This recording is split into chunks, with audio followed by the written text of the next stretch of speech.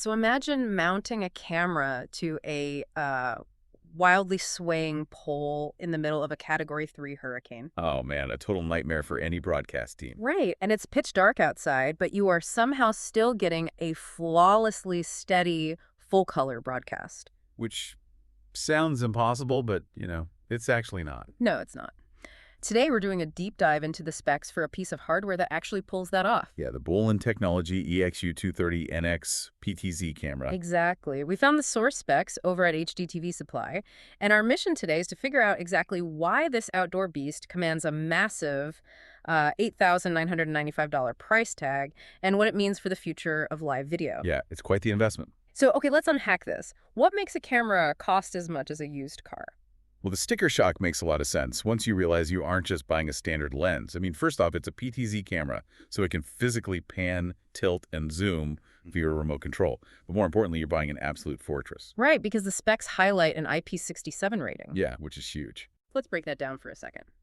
The 6 means it's totally dust tight, and the 7 means it can survive being, like, fully submerged in water. Exactly. It's built for the absolute worst elements you can throw at it. But, surviving is one thing. Actually getting a usable shot while surviving is another entirely. What's fascinating here is that surviving the elements just isn't enough.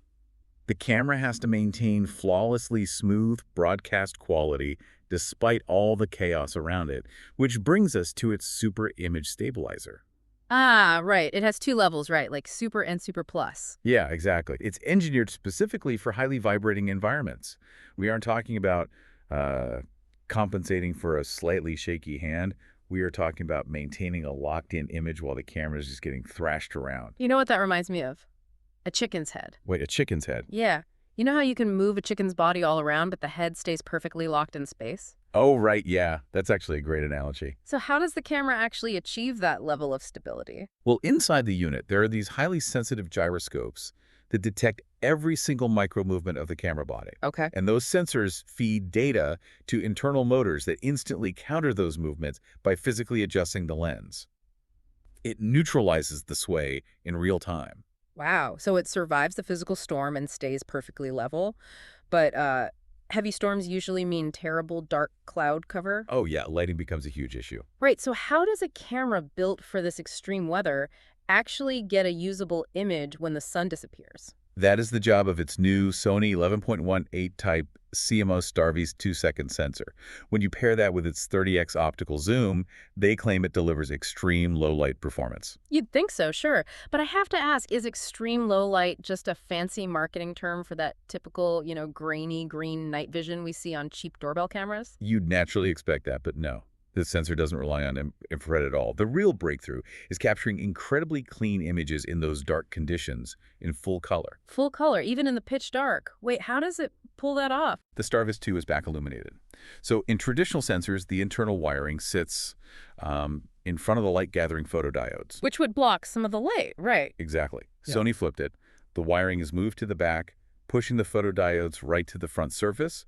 It literally soaks up every available photon to reconstruct a vibrant color image. Where older sensors would just default to a murky monochrome. Precisely. Which is absolutely crucial for broadcasting. I mean, you can't cut from a brightly lit sports stadium to a dark, grainy shot of the parking lot without totally jarring the viewer. Right. It maintains the immersion. It's vital. Okay, so the camera is capturing perfect, stable, full-color footage in a dark hurricane. But where does that massive amount of data actually go? Well, the specs list output via NDI HX3, which handles ultra-low latency streaming. So getting the massive video feed to the production truck instantly over a standard network. Exactly. But there's another protocol mentioned too, FHD. Oh, right. Here's where it gets really interesting. It does. FHD is basically the secret weapon here. It provides all-access data pan, tilt, and zoom down to the millisecond. Wait, it's tracking all of that to the millisecond? This isn't just a video feed. It's essentially a 3D tracking device for virtual reality. Yes. It allows broadcasters to seamlessly insert virtual graphics into live outdoor feeds, perfectly locked to the camera's movement in real space. If we connect this to the bigger picture, by automating these incredibly complex operations, feeding that highly precise spatial data directly to the production software broadcasters can create those spectacular, immersive visuals without missing a single beat. That is wild. So the next time you're watching a football game and those yellow first down lines seem perfectly painted on the grass, even as the camera sweeps across the stadium, you're watching this exact tracking data at work. Yeah, it completely changes how you watch a broadcast once you know the intense hardware operating behind the lens. It really does, which brings us back to where we started. If this level of indestructible, see-in-the-dark VR tracking technology costs $9 grand today, how long will it be until these exact same capabilities are just standard in the consumer devices we carry in our pockets?